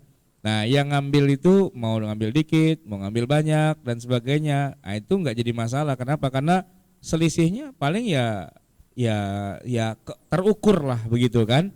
Apalagi kalau warteg samping nih, ini kalau kita makan nasi Pak, itu nasi kagak dihitung. Iya saat. Masa dihitung nasi? Lama, dihitungin atu-atu kan lama. Nah, ini nasi yang berapa dihitung satu-satu? Iya. Jadi ya di situ kan terjadi horor juga tuh, ada loose-nya gitu kan, ada apa namanya? Enggak jelas. Lolos ya, ada enggak jelas. Tapi ketidakjelasannya itu bisa dimaklumi gitu. Bisa diterima. Sama dengan makan di buffet all you can eat yang model-model kayak gitu kan, ada orang yang teknik makannya kurang bagus. Jadi begitu dia masuk, nasinya langsung munjung satu piring sama lauk, pek. Dia makan bet langsung kenyang. Udah kan, kalau udah kenyang mau ngapain lagi? Keluar. Nah, teknik yang benar itu adalah makan jangan banyak-banyak. Dikit-dikit aja comot lagi ngobrol. Comot lagi ngobrol. Comot lagi 4 jam itu, Pak. Nah, jadi semuanya bisa makan. Itu ada tekniknya biar makan yang cukup banyak gitu kan. Nah, Kalau perlu dari pagi dari 8 sampai jam 12 malam di situ itu enggak keluar-keluar makan aja di situ kan. Itu jurus-jurus makan Apa sih? all you can eat. All you Semua can boleh eat. kamu makan. Nah, yang penting masuk bayar sekian kan gitu ya. Iya. Nah, itu jadi beda-beda. Termasuk ini kalau kita kondangan ya. Uang yang kita masukkan dalam kotak kondangan itu mungkin sama gitu kan. Gocap lah gitu. Cuman ada yang makannya cuma dicoel doang terus pulang salaman, ada yang dia nggak salaman dulu. Dia emang udah posisi menentukan prestasi gitu kan. Begitu. Ya silahkan para tamu undangan untuk memberikan selamat. Nah, dia nggak memberi selamat, ngapain ngantri? Sini aja dulu. Gitu kan. Dia makan semua padahal masukinnya sama gitu. Sama yang makannya si toel-toel doang gitu. Malah ada yang nggak masukin apa-apa. Ya pakai amplop sama surat kecil, maaf Anda belum beruntung gitu tuh. Itu akadnya apa tuh? Gorong nggak tuh kira-kira ya? Itu jual beli apa bukan? Bukan jual beli kan? Nah itu jadi bebas. Jadi kalau jumlahnya sedikit ya nggak terlalu jadi masalah lah gitu kalau ya. tadi ada restoran all you can eat, berarti kalau WC itu all you can use gitu kan. Karena airnya boleh dipakai semau kita kan. Harganya sama 2.000. Nah, padahal orang beda-beda, ada yang habis segayung, ada habis bergayung-gayung gitu. Iya. Nah, tapi kan di sini gorengnya sedikit karena seberapa banyak pun orang pakai air buat buang hajat, Sama itu harganya. kan nggak mungkin habis satu sumur kan gitu ya. Nggak mungkin. Nggak mungkin terukur gitu kan, sehingga di sini gorengnya sedikit. Oh. Lagian yang pakai air banyak dia juga ngisinya banyak. Jadi kan seimbang. Gimana tuh? Yang kedua, Tapi yang menarik ini sedikit banyak itu gimana saat bedainnya? Iya. Jadi kan yang nggak apa-apa tuh kan yang sedikit. Iya. Nah itu yang sedikit tuh gimana maksudnya? Ya, ya di sini tadi misalnya gini, dibikin flat, kita naik busway kan flat, kita masuk tol kan flat gitu ya, naik komuter lain flat juga ya, apa beda harganya? Nggak tahu. Saya nggak Nggak pernah pernah naik naik. komuter lain. Ya. Kalau busway pasti sama ya, pasti sama. Mau 1 halte, mau 10 halte, tetap aja sama gitu kan, flat. Itu kan sebenarnya goror itu sebenarnya, tapi goror yang terukur dan setelah dirata-rata ya udahlah nggak apa-apa gitu. Banyak ya. Di beberapa negara listrik itu flat harganya. Jadi tiap bulan bayar segitu. Mau pakai banyak, pakai dikit, pokoknya segitu, gitu kan. Kita tuh Pak kalau nginep di hotel, listriknya bayar nggak? Bayar. Cuman dibikin flat aja, sekalian aja udah gitu kan. Ya. Nggak ada di hotel tuh di kamar kita ada meterannya gitu. Ntar kalau udah ya tet ya habis gitu di kamar hotel kan enggak. Kita mau nyalain lampu dari 24 jam ya kan, atau nggak pakai sama sekali nggak jadi masalah gitu kan. Jadi bai'ul gharar itu memang pada dasarnya haram, tapi kalau dia terukur dan bisa istilahnya dibikin flat begitu. Dimaklumi. Kalau di sini ini kalau kata Ad-Dasuki gitu ya, gharar yang sedikit yang halal itu di halaman 36 itu masya'nun nasi at-tasamuh fihi. Itu orang-orang sudah tasamuh aja, sudah saling memaklumi gitu ya. Artinya orang sudah menganggap ini biasa, walaupun terjadi gharar, tapi nggak ada orang yang protes gitu, udah biasa. Tapi misalnya jual beli semangka di pasar minggu kan misalnya kita nggak bisa belah dulu baru bayar. Belah dulu kan gitu ya. Harus bayar dulu baru bisa dibelah. Ini kan gharar kan karena kita nggak tahu nih isi semangka ini bisa jadi busuk terus jadi manis kan. Tapi aturannya kan kalau belah berarti bayar. Tapi kan orang ini sudah memaklumi walaupun itu terjadi gharar tapi ghararnya sedikit dan tidak ada orang yang merasa dirugikan gitu ya. Contoh lain misalnya kita beli HP baru. Kalau kita beli HP baru di Roxy misalnya, itu kan masih dikotakin ya. Masih di box. Masih disegel. Iya, masih disegel. Nah, itu kalau kita buka boleh nggak sebelum kita bayar? Nggak boleh, kalau Nggak buka boleh. berarti beli. Harus bayar dulu baru boleh dibuka. Iya. Nah, ini kan beli kucing dalam karung nggak? Ya kan ada goror gitu ya, karena kita nggak bisa memastikan isi dari box ini. Iya, siapa tahu nggak ada HP-nya. Ya, siapa tahu isinya sabun batangan kan gitu ya, bukan Iya. HP kan? Atau misalnya HP-nya ada cacatnya, atau Nggak tahu. ada headsetnya kan nggak tahu. Nah, cuma di sini termasuk goror yang ringan. Kenapa? Karena walaupun kita nggak bisa buka boxnya, toh ada spesifikasinya di situ dijelaskan. Dan kalau setelah dibuka ternyata nggak sesuai, bisa nggak dipulangkan? Bisa ada garansi. garansinya. Sehingga di sini gorornya dimaklumi, goror sedikit gitu. Jadi intinya goror sedikit itu goror yang orang-orang sudah memahami itu, sudah memaklumi itu, tidak ada orang merasa dirugikan gitu. Bisa tadi ya contohnya nasi goreng ya. Misalnya kalau 15.000 di sini 18.000 gitu Iya. kan. Ah nggak apa-apa naik sedikit gitu ya. Iya, berarti goror sedikit, goror berat itu tadi kata Ustaz Sarwat tergantung isi dompet kita. Gitu ya. Jadi bisa jadi menurut Ustaz Sarwat mungkin gorornya sedikit, tapi menurut antum gorornya banyak gitu ya. Nah jadi tergantung isi dompet juga. Yang itu dong contohnya. Contohnya Contohnya begitu. Nanti dia akan ada masanya akan menganggap itu bukan goror. Gitu. jadi goror penentu ini status strata. Contoh yang lain misalnya ini goror sedikit ya, itu ongkos taksi. Ongkos taksi kan kita nggak ketahuan ketika kita masuk itu kita nggak bisa mastiin ongkosnya berapa. Beda sama Grab ya. Beda sama Grab, Gokar itu kan Dari awal iya, sudah ketahuan tahu. ongkosnya. Ini naik taksi ini kan harganya goror nih, karena kita baru tahu setelah kita sampai. Tapi kan nggak ada orang protes, karena walaupun nggak Harganya, ketahuan, tapi ada ukurannya, ada argonya. Oh, gitu ya. Jadi gitu. si supir pun nggak menentukan harga seenaknya, karena sudah ada patokannya. Gitu. Kalau zaman dulu tuh ada namanya argo kuda. Argo kuda tuh jadi dia kencang banget larinya kan gitu. Maka orang dari daerah kalau ke Jakarta naik taksi dia nggak sempat melihat pemandangan kota Jakarta, tapi ke bawah terus. Cepet amat ya jalannya ya. Gitu. Nah, itu goror juga. Terus saya itu ya, jadi goror yang sedikit nggak apa-apa. Lalu apa nih Sat? Goror dalam Tabarruk. Tabarruk. Jadi Apa sebenarnya itu? bukan jual beli, memang judulnya ya mau ngasih gitu kan. Judulnya mau ngasih. Di sini kalau Ustadz Wahab tuh ngasih contoh orang tukar menukar kado ya. Ya tabadul hadaya. Jadi gini, kalau saya sih ngasih contohnya gampang. Lebaran orang Betawi kalau kita keliling nih ke rumah saudara, ke rumah teman, ke rumah siapa pasti ada yang kita bawa ya, ada yang kita teng-teng gitu. Dan biasanya sih pulang kita nenteng juga. Ini kan teng-tengan nih, kita kasih gitu kan. Nah begitu pulang kita dikasih juga, nggak mungkin kosong, pasti ada yang kita bawa. Ya. Cuman waktu kita bawa tadi masuknya adalah kaleng biskuit Kongguan, isinya biskuit, begitu pulang Kongguan juga isinya rengginang. Nah gitu, kan nggak sesuai nih kan gitu. Goror loh ini seharusnya nih. Tapi karena judulnya bukan tukar menukar dalam arti jual beli, judulnya adalah hadiah kan. Iya. Sifatnya tabarruk lah gitu, bukan komersil. tabarruk ya, bukan Bukan komersial, komersil. maka itu sah-sah saja. Ada yang datang bawa kado atau hadiah yang mahal, pulangnya cuman dikasih ya ala kadarnya gitu kan. Ya bisa-bisa saja karena itu bukan judulnya bukan tukar menukar harta secara ketat gitu ya. Gitu. Jadi ya selalu begitu kasusnya. Sama dengan tadi kita kondangan, akadnya itu tabarruk. Yang punya hajat memang nyediain makanan, ya silahkanlah mau masukin amplop nggak apa-apa, nggak jadi masalah. Sehingga yang penting jangan sampai yang datang banyak banget tapi nggak ada satupun yang kita kenal. Nah itu kan jadi masalah. Saya pernah juga tuh Pak kondangan gitu ya, udah bawa kado, udah nulis di resepsionis apa segala macam begitu. Begitu kita duduk perasaan nggak ada yang kita kenal gitu. Nggak tahu begitu lihat undangan ya minggu depan. Gedungnya sama, cuman waktunya undangannya minggu depan gitu. Nah ini kan gimana? Udah kado udah dikasih, kita makan apa enggak nih gitu kan ya. Nah kalau itu judulnya adalah jual beli, ya harus kita makan gitu kan, biar nggak keliru dan rugi. Tapi karena ini judulnya hadiah, mau kita makan boleh, nggak kita makan boleh.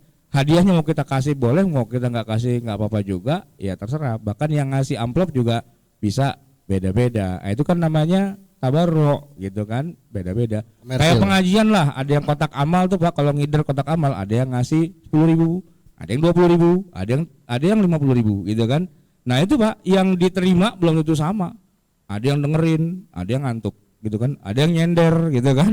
Dia ngisi 50.000 Pak, nyender gitu kan. Harusnya kan rugi kan, udah bayar 50.000 nyender lagi gitu kan, rugi gitu kan. Ada yang 100.000 merem gitu kan rugi itu harusnya kan. Tapi ini kan bukan jual beli ilmu gitu kan, ya nggak apa-apa. Jadi mungkin nanti kedepannya gini, kalau mau yang merem 100.000 gitu kan. Kalau yang cuma 10.000 di depan-depan aja lah gitu biar nggak merem misalnya gitu. Nah itu bukan jual beli sebenarnya. Oke, jadi pada akad non komersil alias akad tabarruk itu nggak apa-apa ya. Meskipun kita ngasih kucing dalam karung nggak apa-apa ya. Kalau kita ngasih niatnya. Ya, Kan apa-apa. nggak beli, bukan yang nggak boleh kan beli kucing dalam karung. Kalau menghadiahkan kucing dalam karung kan nggak apa-apa. Tapi apalagi saat nih goror yang boleh nih saat. Nah yang ketiga, goror yang boleh itu goror kalau gorornya itu bukan dalam inti objek akadnya, Maksudnya dalam gimana? pelengkapnya aja. Ya, ini kan ada kaidah yuktafaru fit tawabi ma la yuktafaru fi ghairiha. Goror yang ada dalam pelengkap itu tidak seperti goror dalam inti. Artinya goror dalam pelengkap itu boleh. Ini contoh sederhananya ya. Jual beli pohon yang berbuah, sedangkan buahnya itu belum matang. Nah, kayak jual beli ijon ya. Kalau kita beli buah yang belum matang, itu kan nggak boleh ya, karena nggak bisa dipastikan nih Nggak jelas objeknya. Iya, Kalau maksudnya beli gini, buahnya itu belum bisa dipastikan apakah matang apa enggak. Tapi udah kita bayar, itu kan nggak boleh itu. Tapi Ya. kalau yang kita bayar adalah pohonnya, kita beli pohonnya. kita beli atau tanahnya gitu ya. Nah itu nggak masalah, karena walaupun ada buah yang belum matang, tapi yang kita beli adalah tanahnya atau pohonnya. Sehingga di sini yang menjadi inti objek akadnya apa? Pohonnya, tanahnya, Bukan buahnya. bukan buahnya. Buahnya sebagai pelengkap saja. Kalaupun ada goror ini nggak masalah, gitu. Contoh yang lain misalnya nih yang modern ya, asuransi. Asuransi ini kan sebagian mengharamkan karena ada goror. Kita bayarnya pasti, tapi yang kita dapatkan nggak pasti, gitu kan? Iya. Tapi di sini kalau asuransinya menjadi pelengkap saja, maka tidak masalah. Contoh misalnya kita beli tiket pesawat, sudah include biaya asuransi. Nah haram atau halal tuh? Nah itu kan asuransi hanya sebagai pelengkap. Jadi tidak masalah karena objek akadnya adalah tiketnya. Oh gitu. Sama kalau kita kirim barang berharga elektronik itu kan harus pakai asuransi ya. Iya. Nah itu kan boleh atau enggak tuh? Ya karena asuransi hanya sebagai pelengkap, yang kita bayar adalah ongkos jasanya, inti akadnya, maka nggak masalah. Jadi yang kita beli itu bukan yang itunya, tapi Iya. kita beli. Jadi gorornya itu bukan di intinya, Iya. jadi pelengkapnya. Di inti yang saja. kita beli bukan itu ya. Betul. Baik. Jadi gini, nikah sama janda kaya. Itu kekayaannya itu tambahannya Ya, tambahan. gitu loh, bonusnya. Bonusnya. Yang intinya jandanya itu. Saya contohnya kemana aja nih?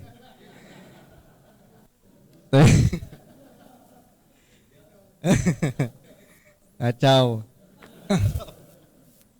Coba saya nih ada syar'i nih, maksudnya apa nih syarat nih?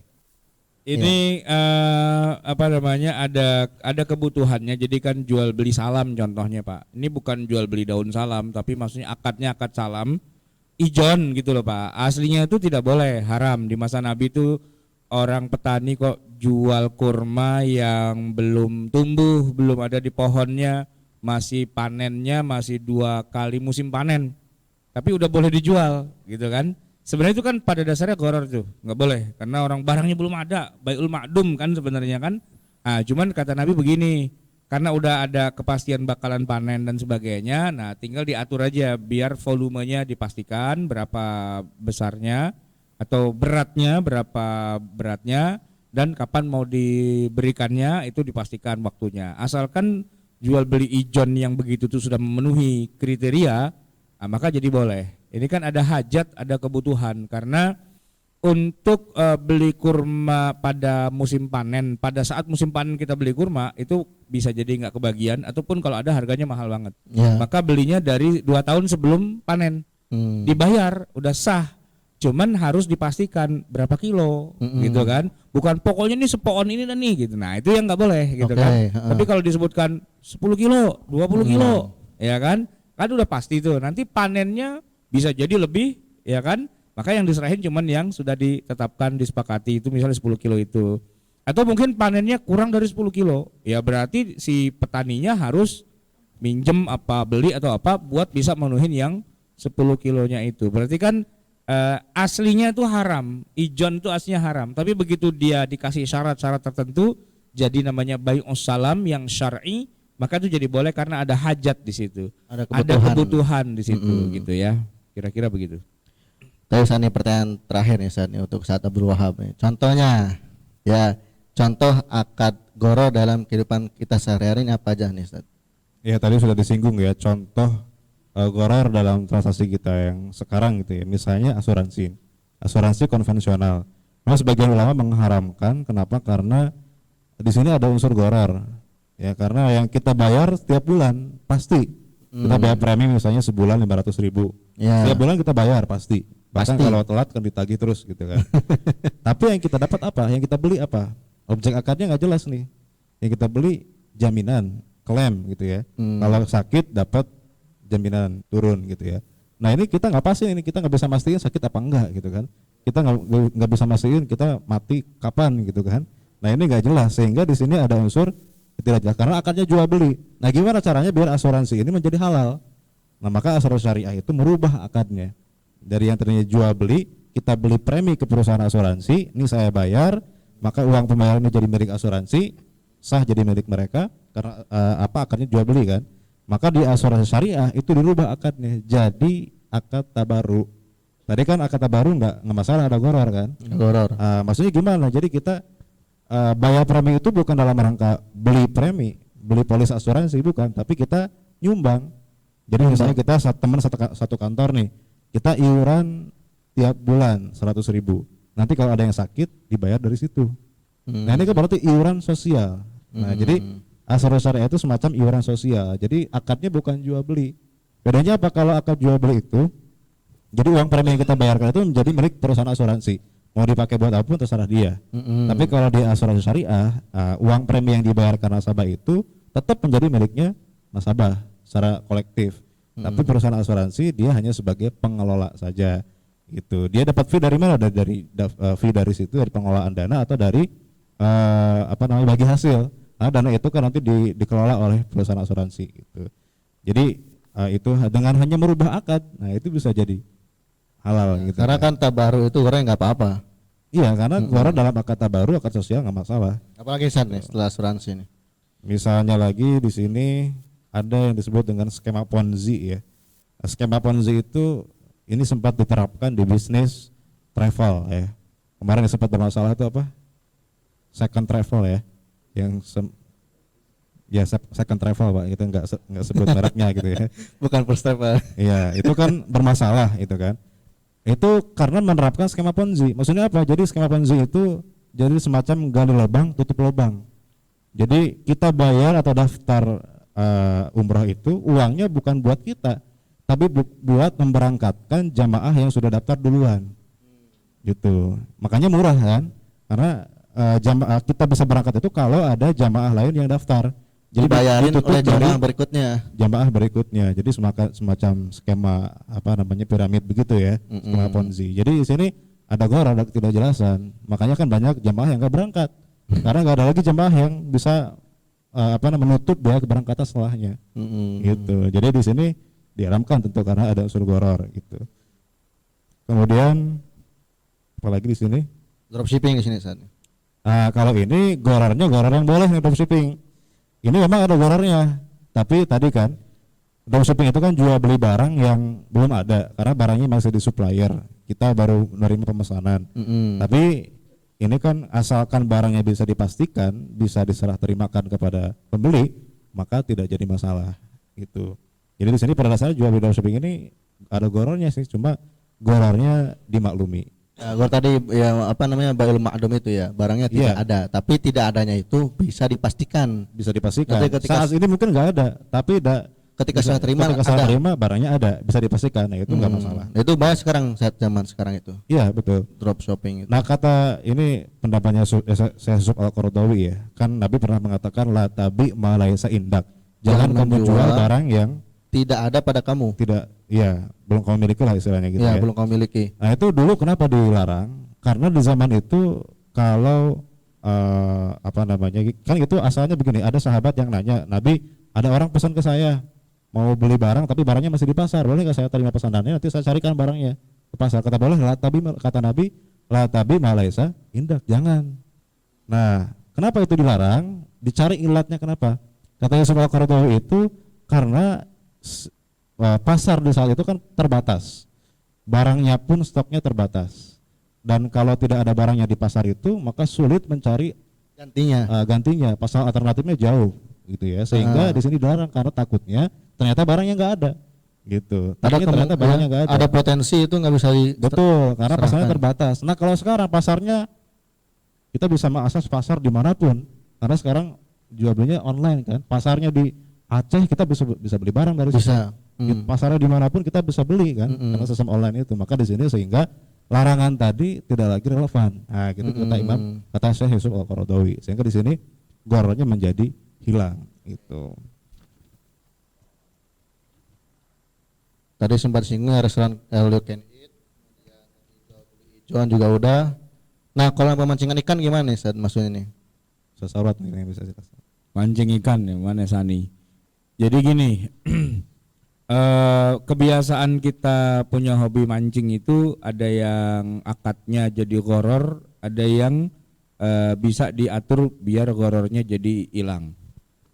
Misalnya begini, kita mancing, seandainya akadnya jual beli ikan, gitu ya, jual beli ikan, kita beli ikan, misalnya taruhlah misalnya 20 kilo, terus ikan yang kita beli itu kita ceburin ke empang, gitu kan, lalu kita mancing, yang boleh dibawa pulang hanya yang kena di pancingan. Nah, padahal udah beli 20, tapi kok boleh ngambilnya cuman yang kena pancing, nah itu goror, gitu.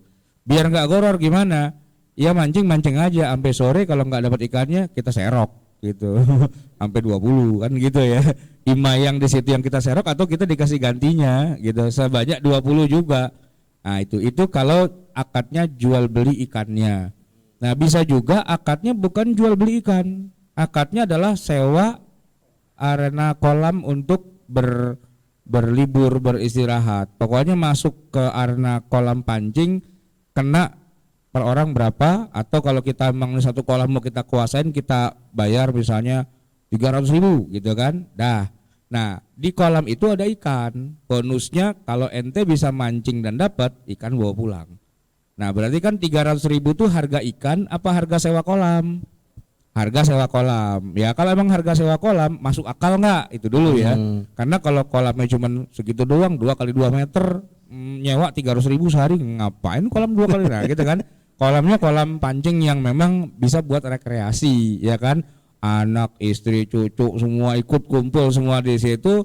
Dapat ikan nggak dapat ikan nggak penting, yang penting kita ada di pinggir kolam kan gitu ya, karena buat rekreasi. Bahwa kita mancing dapat ikan, nah itu bonus. Nah, goror, tapi goror yang terukur. Karena sama yang punya empang itu pagi-pagi ikannya kasih makan semua. Lu pancing dah situ, orang pada ikannya pada kenyang gitu kan. Nah, begitu.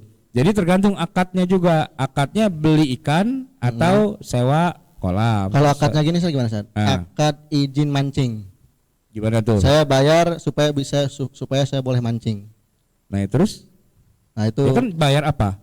bayar izin mancing. Nah, iya berarti kan masuk ke kolam kan, masuk ke arena kan. Nah iya, masuk ke arena bayar berapa duit per orang? Kalau orang per orang misalnya 20.000, 30.000 dah gitu kan. Akadnya kan kayak kita masuk Ancol, masuk Taman Mini kan gitu ya. Nah di dalam tuh ada empang, kita boleh mancing dan kalau dapat terserah ikannya boleh bawa pulang atau dimasukin lagi. Atau ikannya mesti bayar misalnya gitu. Ya terserah gitu kan. Ya judul besarnya bukan beli ikan, judul besarnya adalah izin mancing, izin masuk ke kolam, ke arena kan gitu ya. Jadi kembali ke kaidah yang tadi. Jadi goror yang haram itu goror yang di inti objek akadnya. Ini tadi soal sewa kolam pemancingan itu yang kita bayar itu apa yang jadi bukan objek ikannya, akadnya? ya. Apakah sewa kolamnya atau mancing ikannya gitu ya. Nah, kalau yang jadi inti akadnya tadi sewa kolamnya, ikan hanya sebagai pelengkap, bonus, nggak masalah gitu ya, karena pelengkap. Tapi kalau yang kita bayar atau yang jadi inti objek akadnya adalah bayar ikannya, sedangkan nggak jelas, nah di sini berarti nggak boleh. Oke, ya jelas sekali ya. Baik, ya insya Allah karena waktunya juga ini sudah agak malamnya, saya ingin memberikan kesempatan nih untuk jamaah sekaliannya untuk ikut berinteraksi ya dalam kajian goror ini. Saya beri kesempatan untuk para jamaah untuk bertanya, silakan. Assalamualaikum warahmatullahi wabarakatuh. Waalaikumsalam warahmatullahi wabarakatuh. Udah dipesan mic-nya. Ada 2 poin yang akan saya ajukan terkait dengan masalah horor ini. Horor, masalah goror, Pak. Bukan horor.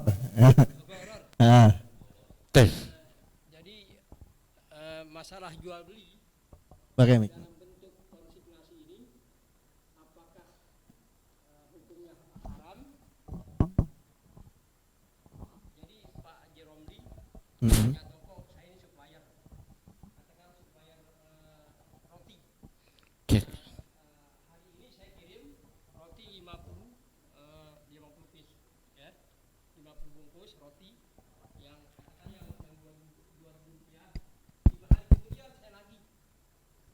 lagi nih. Yang laku cuman 40, yang 10 biji itu, udah bulukan. Nah, itu hukumnya gimana? Horor apa gimana? Horor apa gimana itu? Kemudian yang kedua, Udah itu aja dulu dah. Ntar pikirin dulu. Jadi gini Pak, konsinyasi itu akadnya kita sepakatin apa? Kalau tolong jualin, ya berarti Bapak tadi setor roti 50 biji. Tolong jualin ya. Nah kalau tolong jualin berarti Pak Haji Romli yang punya warung nih, yang punya toko, ya yang laku segitu, yang kagak laku segitu, ya udah begitu aja. Jadi ketika retur barangnya yang 10 biji itu ternyata udah bulukan, ya yang yang punya warung ini nggak bisa disalahin. Bukan tanggung jawab. Bukan tanggung jawab ya, karena tolong jualin, ya kan, tolong jualin. Nah, lain halnya kalau sepakatnya bukan konsinyasi, memang membeli dan menjual. Jadi itu roti 50 biji emang dibeli, gitu kan? Memang dibeli. Berarti kan sudah jadi milik Pak Haji Romli yang punya warung kan. Nah kalau ternyata nanti ada sisa dan bulukan dan sebagainya, ya nggak usah diambil, orang udah dibayar gitu kan, tinggal dia yang rugi. Nah itu kadang-kadang ada orang mau yang pakai cara jual beli, ada yang mau pakai cara konsinyasi dan sebagainya. Yang penting disepakatinya yang jelas, apa konsinyasi, apa jual beli, ya kan? Nah, bisa jadi jual belinya memang jual beli tapi pembayarannya mundur, bisa jadi kan gitu ya.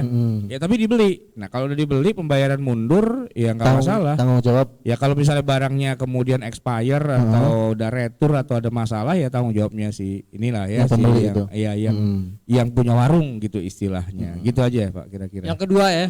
Yang kedua masalah ya. ini hana masa kan bagian daripada you can eat. Iya. Itu gimana hukumnya? Oh, Haram apa enggak? Assalamualaikum warahmatullahi wabarakatuh. Waalaikumsalam. Iya, jadi makan di restoran yang sistemnya buffet itu jadi ya kalau cara kita istilahnya itu prasmanan gitu ya. Nah, itu pada dasarnya itu gharar sebenarnya, karena kita nggak jelas kita beli berapa dan kita makan yang mana, itu kan nggak jelas. Tapi ini gharar yang tadi sudah ada tasamuh antara kedua belah pihak. Intinya ente masuk bayar berapa tuh, 150.000 apa 100 190 gitu kan. Apal, iya. Udah mampir. Nah, iya. Nah, kemudian kita boleh makan sepuasnya dengan syarat nggak boleh dibungkus bawa pulang, gitu doang sih. Ya, pada dasar itu gharar, tapi ini gharar yang dibolehkan, gitu ya. Kenapa? Karena terukur. Sebanyak-banyaknya orang bisa makan Pak, itu nggak akan bisa ngabisin semua yang ada di situ, karena perut tetap ada ukurannya doang. Paling-paling kalau mau pakai teknik tadi yang saya bilang, makannya jangan banyak-banyak, dikit-dikit, abel ngobrol lagi, comot lagi, ngobrol lagi, comot lagi, sampai yang jaga bilang, ini orang pinter juga nih strateginya nih kan gitu ya. Nah, paling-paling begitu, tapi tetap aja nggak akan bisa menghabiskan semuanya. Ada gharornya, tapi gharor yang masmuh, yang yang bisa diterima, terukur karena itu semua. Nah, yang nggak boleh adalah gini, masuknya bayar cuma sekali 190, tapi 2 minggu dia di situ nggak keluar gitu. Nah, itu yang gharor itu. Atau dia bungkus dibawa pulang berkarung-karung gitu kan. Nah, itu gharor gitu kalau udah tidak terukur. Nah, kalau yang masih terukur silahkan aja. Artinya pihak restoran sudah memperhitungkan ya. Sudah diperhitungkan. Iya. Orang kalau makan nggak mungkin segini gitu. Iya, betul. Nah, apalagi itu kan lebih dipastikan lagi. Berarti kalau udah lebih dari 2 jam udah nggak boleh. Nah, kesempatan makannya di situ karena mungkin dia juga ngukurnya begini. Ada orang yang tadi pinter kan, dia makannya dikit-dikit, ya kan? Pasti. Ngobrol lagi, makanya gini ngobrol lagi. Ini mungkin teknik saya udah banyak ketahuan juga. Akhirnya dia bikin peraturan 2 jam loh, nggak boleh lebih dari itu. Dimenitin gitu sama dia. Dia masuk jam berapa, nanti jam sekian ditegur, Pak udah dikit lagi habis nih waktunya gitu kan. Nah itu bisa juga. Model-modelnya bisa beda-beda. Di hotel jam makan sarapan pagi, breakfast itu kan misalnya dari jam 6 sampai jam 9. Kalau di jam 9 walaupun makanan masih ada, udah diangkatin semua makanannya gitu. Jadi kan ya terbatas juga, berarti kan ada ukurannya gitu. Sebenarnya itu masuk dalam gharar, tapi gharar yang masih bisa diterima. Sama dengan begini Pak, ini gharar juga ya, pegawai negeri sipil. Pokoknya masuk jam 8 pulang jam 5. Mau dia main game kayak di situ, dia mau tidur kayak, dia mau belanja di pasar Ciplak, pokoknya dia masuk jam 8 pulang jam 5 kan gitu ya. Nah, ngabsen awal, ngabsen pulang. Sisanya dia mau ngapain? Gharar itu sebenarnya itu. Ya kan, orang udah dibayar, dia kemana-mana kelilingan, dia kondangan, dia ke mall, dia kemana-kemana. Gharar itu sebenarnya. Tapi apakah ada gharar yang bisa ditolerir apa enggak? Ya kalau kebanyakannya begitu jadi nggak boleh gitu loh. Kalau 1-2 aja masih jamak lah begitu ya istilahnya. Sama orang ngaji datang tidur gitu kan. Nah kalau 1 doang nggak apa-apa. Tapi kalau semuanya begitu itu namanya tidur berjamaah. Ada lagi pertanyaan, silakan. Ya, silakan.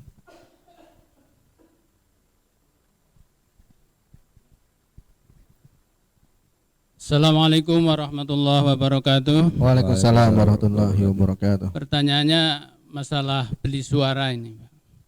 Jadi Masalah apa, Pak? beli suara. Bilik suara. Oh, beli suara. Biasanya ini saya datang ke sini mohon doa, restu dan dukungannya.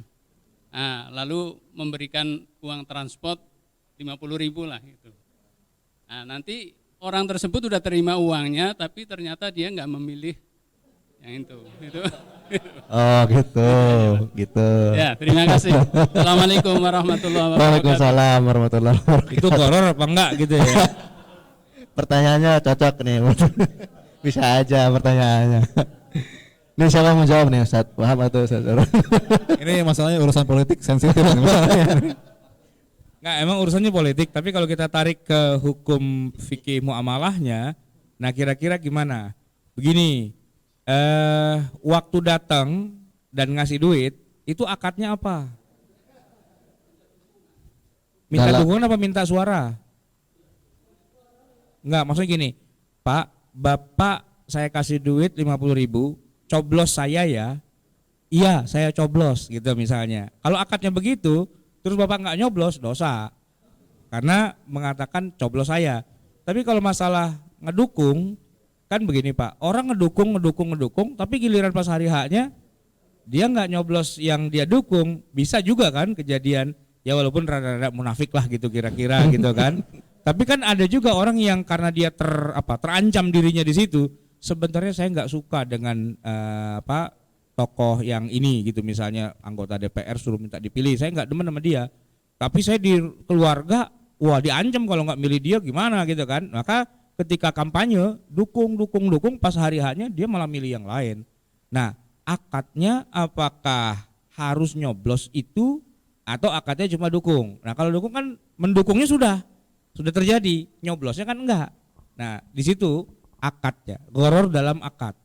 Akadnya apa? Jadi kalau misalnya antum calon anggota DPR datang ke rumah saya bawa duit 100.000, saya bilang ini 100.000 akadnya apa? Gitu kan?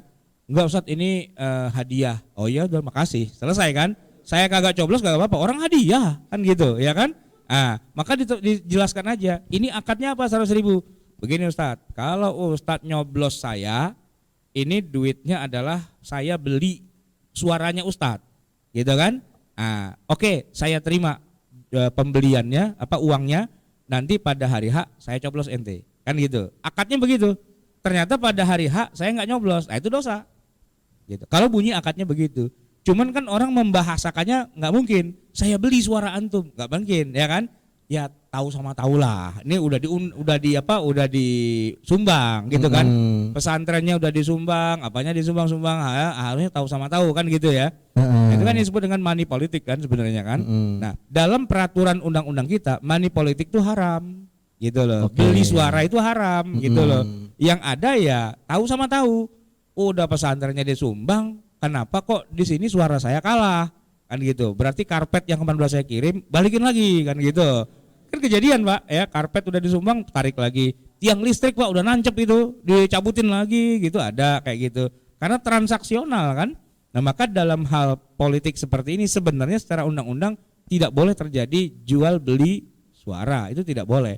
Tapi anggaplah peraturan itu kita kagak lihat, kita kagak tahu, terus kesepakatan adalah menjual beli. Saya beli suara Anda dengan harga 100.000, coblos saya ya, gitu kan. Nah itu Pak kalau udah bilang deal, iya, pada harinya nggak nyoblos, itu dosa. Cuman nggak pernah terjadi akad yang transaksional itu. Biasanya pakai akad tahu sama tahu. Nah kalau tahu sama tahu tidak dosa, cuman rada-rada kesel aja gitu kan. Nah, gitu. Kalau gelas, kalender, kaos banyak, udah keluar semua. Cuman daerah sini mana suara saya kagak ada. Ah itu nangis Bombay namanya, dibohongin sama orang-orang di situ. Itu sering kejadian, biasa. Makanya habis pemilu itu rumah sakit itu banyak yang menolak ya. Karena kebanyakan orang pada stres ya, sakit jiwa gitu gara-gara habisnya banyak itu, miliaran gitu kan, ternyata nggak keterima gitu. Terus ada lagi satu lagi. Silakan, satu lagi pertanyaan. Depan nih. Ya, silakan.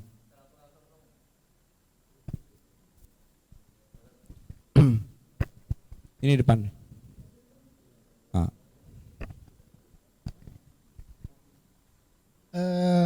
Tentang jual beli ijon nih Ustadz, ini kan kalau contoh yang di sini kan dia masa panennya 2 bulan ke depan. Tapi kalau misalnya dia udah mau panen ditawar orang keseluruhan gitu, itu termasuk juga nggak? Sudah siap dipetik Udah ya. siap dipetik dia tawar semuanya gitu. Kalau udah jadi, berarti kan ini saya bayar ya. Begitu saya bayar, saya langsung petik gitu kan. Berarti kan tidak apa namanya? Artinya udah ketahuan nih bakalannya begini nih. Sudah gitu kan. kelihatan. Yang nggak boleh itu kan masih bunga, masih istilahnya bahkan masih belum ada bunganya, belum berbunga gitu loh. Bunga aja enggak, apalagi buah. Tapi kalau dia sudah berbuah lebat dan udah kelihatan bagus, nih kalau ditungguin 3 hari lagi nih, jatuhnya udah enak nih gitu kan. Spekulasi. Itu nilai kegororannya udah berkurang. Cuman bisa jadi begitu saya bayar malamnya dimakan codot. Nah itu codot apa kampret atau apa gitu kan. Nah gitu. Nah itu masih ada gorornya. Jadi kalau mau bayarnya jangan sekarang, dealnya jangan sekarang. Nih dealnya adalah pada saat mau dipetik aja. Gitu, pada mau dipetik. Ini saya bayar sekarang ya. Saya alap sekarang juga nih, saya petik sekarang. Oke. Nah cuman kan ini berapa kilo ya? Nah gitu kan. Bisa dengan cara setelah dipetik baru ditimbang, ya kan? Atau kalau orang yang udah jago sih dia naksir aja, menaksir, bukan naksir cewek nih, tapi naksir. Ini kira-kira jatuhnya sekian nih, gitu kan? Secara taksiran. Nah itu bisa. Itu kalau emang udah jago nggak masalah. Kayak kita nimbang hewan kurban, lihat tongkrongannya, wah ini segini nih harganya, bisa gitu kan? Nggak harus ditimbang. Zaman Nabi kan nggak pernah ditimbang, dilihat aja tongkrongannya gitu. Nah artinya tidak harus dengan cara yang terukur secara detail gitu ya, secara nggak harus ya. Kalau emang itu kebanyakan orang sudah bisa sepakat dengan ngelihat tampangnya aja ya nggak masalah gitu. Ya kayak mobil Pak, mobil second ya, kalau yang jago mesin nyalain, terus didengerin gak aja. Oh ini berarti udah bermasalah ininya, nggak pakai dilihat dia udah bisa denger gitu kan. Kalau mobil second tuh begitu, nggak harus sih semuanya dibongkar, dilihatin, dipretelin semua, ntar nggak bisa pasang lagi. Nah, jadi pada dasarnya seandainya terukur dan bisa dipahami oleh kedua belah pihak itu sudah nggak ada masalah. Baik, saya kira cukup ya karena juga ini sudah terbatas waktunya. Mudah-mudahan apa yang kita pelajari, apa yang kita kaji itu bermanfaat. Ya, amin. Kemudian menambah wawasan keilmuan kita. Ya, alhamdulillahirabbil alamin. Akhirnya saya Galih Maulana ya, dan narasumber kita Ustadz Ahmad Sarat LSMA dan Ustadz Muhammad Abdul Wahab LC. Mohon undur diri. Billahi taufiq wal hidayah. Assalamualaikum warahmatullahi wabarakatuh. Waalaikumsalam warahmatullahi wabarakatuh.